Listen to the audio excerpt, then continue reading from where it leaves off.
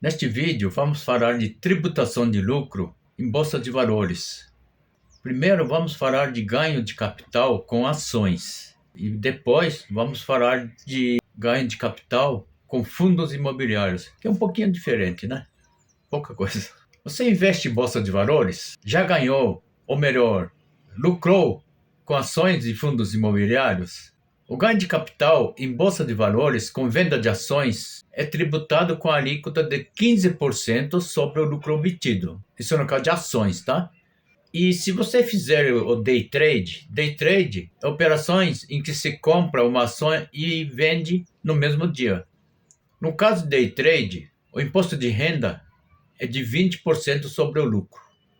Muito cuidado para não esquecer de recolher o imposto de renda, pois a Receita Federal sabe tudo. Tem conhecimento de que houve operação de venda em bolsa, pois as corretoras informam a retenção de R-fonte a alíquota de 0,005% sobre o valor da venda, não sobre o lucro. E esse valor é individualizado por CPF. Tanto é que esse valor irrisório, às vezes de centavos ou poucos reais, né, é apelidado de imposto dedo duro. O imposto de renda na fonte sobre operações day trade é de 1% sobre o lucro. Ora, é diferente das operações comuns ou swing trade, né? Em que você compra ações num dia e vende no outro dia, ou outro ano, ou muito tempo depois, né? O imposto de renda na fonte sobre day trade é de 1% sobre o lucro, pois nesse caso a corretora sabe quanto houve de ganho, quanto houve de lucro na compra e venda de ações, por se tratar de operação de compra e venda de uma mesma ação no mesmo dia, na mesma corretora. Existe isenção de imposto de renda quando sua venda total não ultrapassar o limite de R$ 20.000 no mês. Isso vale para ações, né? Nesse caso, o lucro obtido não é tributado e é considerado rendimento isento na declaração de ajuste anual, ok? Quando o valor do imposto de renda de 15% sobre o lucro não atingir o valor mínimo de R$ 10, por exemplo, você vendeu várias ações, calculou o imposto de renda de 15% e não deu R$ 10, deu R$ 9,99, por exemplo. Nesse caso, não é possível recolher o imposto de renda nesse mês, pois o valor mínimo do DARF para recolhimento é de R$ 10. Né? Por exemplo, o imposto de renda sobre o lucro é de R$ 8, então não é possível recolher por meio de DARF. DARF é a guia de recolhimento denominada Documento de Arrecadação da Receita Federal. É por meio dessa guia de recolhimento é que a gente faz o acerto com o Leon, né? Quando esse valor que não deu para recolher, no caso de R$ 8, somado com o imposto de renda dos meses posteriores, ultrapassar ou chegar em R$ 10, aí sim deve ser recolhido junto. Tinha falado que não deu para recolher o imposto de renda no valor de R$ 8. Só que no mês seguinte, esse imposto de renda de 15% sobre o lucro foi de R$ 7, por exemplo. Aí, nesse caso, individualmente, esse valor também não deveria ser recolhido, né? Só que você já teve R$ 8 do mês anterior. Então, R$ 8 mais R$ 7 desse mês dá R$ 15. Nesse caso, dá um total acima de R$ 10. Então, você tem que recolher o valor de R$ 15 por meio do DARF. Calma que eu vou mostrar como é que é DARF, né? Vamos dar um exemplo prático aqui de movimentação de ação? Por exemplo, isso aqui é um caso real, tá? Baseado na ação de Petrobras, Petro 4, tá? Lembrando, isso aqui não é recomendação de compra de ações, não é recomendação de investimento, é um exemplo didático, tá? Digamos que aqui, 17 de junho, a gente comprou 200 ações no valor unitário de R$ 33,52 e preço total de R$ 6.704. Aí no dia 2 de julho, compramos mais 200 a R$ 37,48 no valor de R$ 7.496. Aí no dia 8 de julho, foi vendida uma parte das ações, são 150 ações vendidas a R$ 37,52, totalizando R$ 5.628. Eu deixei negativo aqui, para deixar sinal invertido. Isso aqui eu estou detalhando a movimentação de compra e venda, tá? Então, em 9 de agosto, eu comprei mais 300 a R$ 35,52, no valor total de R$ 10.656. No dia 15 de agosto, houve venda de 250 ações a R$ 37,48, no valor total de R$ 9.370. 16 de agosto, comprou mais 150 ações a R$ 37,60, no valor de R$ 5.640. No dia 21 de agosto, vendeu 350 ações a R$ 37,65, totalizando R$ 13.177,50. Aqui tem o valor da compra, o preço total de compra e o preço total de venda, ok? Vamos esquecer por enquanto a taxa de corretagem para não complicar, tá? Então aqui no mês de julho, houve uma venda de R$ 5.628. Essa venda, você não precisa pagar imposto porque está dentro do limite de isenção de R$ 20 mil no mês. Ou seja, quando você vende até R$ 20 mil, não há necessidade de pagar ganho de capital. No mês de agosto, houve uma venda no valor de R$ 9.370 e R$ 13.177,50. Bom, ultrapassou R$ 20 mil. Nesse caso, tem que pagar imposto de renda sobre o lucro, né? Vamos ver como é que calcula isso, porque para você saber quanto houve de ganho, né, quanto houve de lucro na venda, precisa calcular o preço médio das compras. O modelo que eu vou mostrar é preço médio calculado dia a dia. Você pode fazer isso por total do mês também, preço médio mensal. Mas aqui a gente está fazendo dia a dia. Por exemplo, no dia 17 de junho, a gente comprou 200 ações. Então, quantidade, tem um saldo de 200. Então, a gente separa aqui quantidade e valor, tá? No campo de valor, houve um movimento de R$ 6.704. Então, foram compradas 200 ações no valor de R$ 6.704. Portanto, eu tenho um saldo de ações no valor de R$ 6.704. Valor que eu paguei, né? O preço médio, no caso, é R$ 33,52. Então, é só pegar 6.704, divide por 200, dá 33,52. Eu recomendo deixar com 4 casas decimais. No dia 2 de julho, compramos mais 200 ações. Então, a gente tem 400 ações. Essas 200 ações, olha só, no mês de junho a gente comprou a 6.704. As mesmas 200 ações, aqui a gente já está pagando 7.496. Então, eu tenho aqui saldo de 6.704 em valor, mais 7.496 de movimento de compra, dá R$ 14.200. Aí a gente calcula o preço médio. Como é que calcula o preço médio? 14.200 dividido por 400, dá R$ 35,50. Bom, prosseguindo. No dia 8 de julho, houve uma venda de 150 ações. Tinha 400, vendi 150, sobraram 250, né? Aqui o cálculo é um pouco diferente, tá? Essa coluna de valor não entra o valor de venda. É somente o valor de compra, né?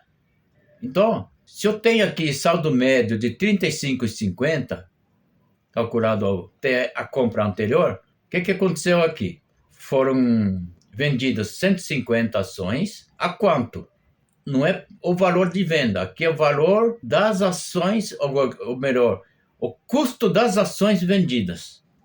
Então, se eu vendi 150 ações, que custavam R$ 35,50, então foram vendidas R$ 5.325 de custo. Aí é só fazer 14.200 menos 5.325 dá R$ 8.875. Se você dividir 8.875 por 250, vai dar 35,50. Às vezes dá problema de arredondamento, tá? Mas aqui deu certinho. Aí no dia 9 de agosto, houve uma compra nova no valor de 300 ações no valor de R$ 10.656. Aí a gente soma 250 com 300, quantidade da 550, R$ 8.875 com R$ 10.656, dá R$ 19.531 de acumulado, compra acumulada. Tá? Saldo de compra acumulada, digamos assim, né? Aí a gente calcula o preço médio. R$ 19.531 dividido por 550. O novo saldo médio agora é de R$ 35,5109. Se você quiser usar mais casas decimais aqui, tudo bem. Aqui a gente está com 4 casas decimais. No dia 15 de agosto, foram vendidas mais 250 ações. Nessa ficha, o que interessa, qual foi o custo das ações vendidas? Então, as ações vendidas, essas 250 ações, variam 35,5109. Portanto, 35,5109 vezes 250 dá 8.877,73. É o custo das ações que sai do estoque, né? Digamos assim, em valor. Aí você pega R$ 19.531 de saldo que tinha, menos 8.877,73, vai dar R$ 10.653,27. Bom, 16 de agosto teve mais compra, dia 21 de agosto também teve venda de 350, agora já ao custo de 36,2073, que dá R$ 12.672,55, um saldo de R$ 3.620,73. É assim que a gente calcula o preço médio, o custo médio das ações quando vende. Eu falei para você, né? Esse cálculo você pode fazer, aqui eu fiz dia a dia, você pode fazer totalizando por mês. Como na instrução da Receita Federal não diz que tem que ser preço médio diário, então você pode calcular preço médio mensal também. Você pode totalizar tudo que comprou no mês e tudo que vendeu no mês. A técnica permite isso. Esse aqui é o movimento de compra e venda, né? Então vamos apurar o ganho, o lucro, né? Então, como a gente tem o valor da venda e temos o custo, correspondente custo, dá para a gente apurar o ganho, né? Aqui no mês de julho, você pode calcular depois, mas aqui não é o caso de calcular para imposto, porque 5.628 menos o custo da venda, esse valor é isento, né? Então a gente vai calcular só do mês de agosto. Então, nesse custo de venda de R$ 9.370, o custo é R$ 8.877,73. Esse valor que a gente vendeu por R$ 13.177,50, o custo é de R$ 12.672,55. Tá aqui, né? A gente apurou, né? Então a gente faz assim: venda foi um total de R$ 22.547,50, 9.370 mais 13.177,50. O custo, 8.877,73 mais 12.672,55 dá 21.550,28. Um menos o outro vai dar o lucro. Lucro de R$ 997,22. Multiplica por 15%, vai dar imposto de R$ 149,58. Então, esse é o valor do imposto de renda sobre o ganho de capital na operação comum, né? De compra e venda de ações. Bom, como é que paga isso? A gente paga através de DARF. Lembrando que do valor de R$ 149,58, você pode abater o IR-fonte de 0,005% que foi retido. Então é feito assim: você entra aqui no site da Receita Federal, Sicalc. Você pode entrar por esse link, sicalc.receitaeconomia.gov.br, ou procura no Google Sicalc Receita Federal, ou Sicalc Receita, que você é direcionado a esse site. Aí é só você preencher de acordo com o que está sendo pedido. Não precisa preencher tudo, tá? Você só preenche o CPF, no caso de pessoa física, né? CPF, Período de apuração 08/2024. Código da Receita, você coloca lá 6015. Aí automaticamente o software pede o valor do imposto, R$ 149,58. Você coloca lá, ele já emite o documento.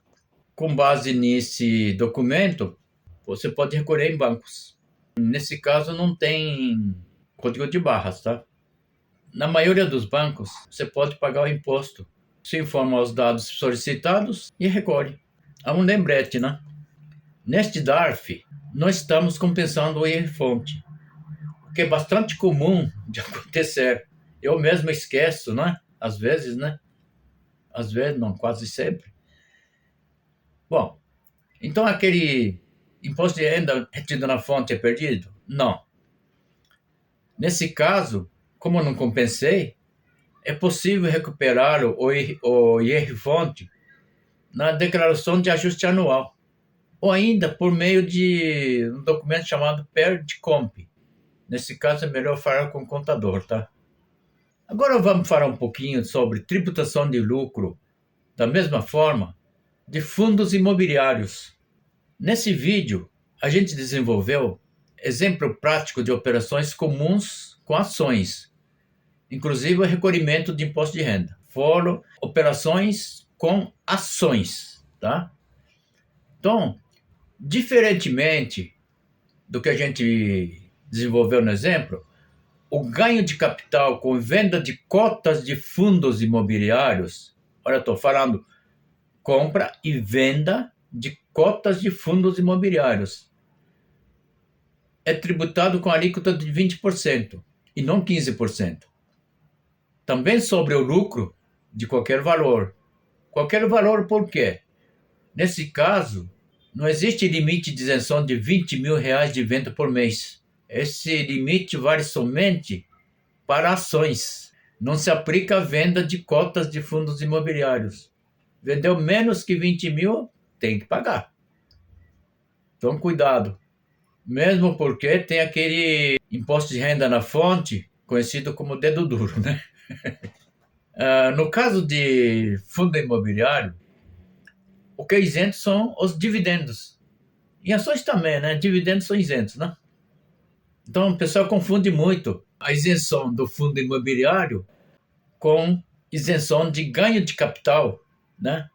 De fundo imobiliário. Quer dizer, o que é isento são os dividendos, não o ganho de capital, ou seja, aquela compra e venda de cotas de fundos imobiliários, ok? Quando ocorrer operações de day trade, aquela operação de compra e venda no mesmo dia, a mesma ação, ou o mesmo fundo imobiliário, o imposto de renda na fonte é de 1% sobre o valor do lucro, igual das ações, né? E o IR mensal é de 20% sobre o lucro, em vez de 15%. Essa é a diferença, tá? O DARF para pagamento do IR sobre o lucro também pode ser abatido de antecipações. Pode ser recolhido com o código 6015, como a gente mostrou no exemplo, pois esse código representa imposto de renda sobre ganhos em bolsas de valores. Espero ter dirimido algumas dúvidas de muitos espectadores. E até o próximo vídeo.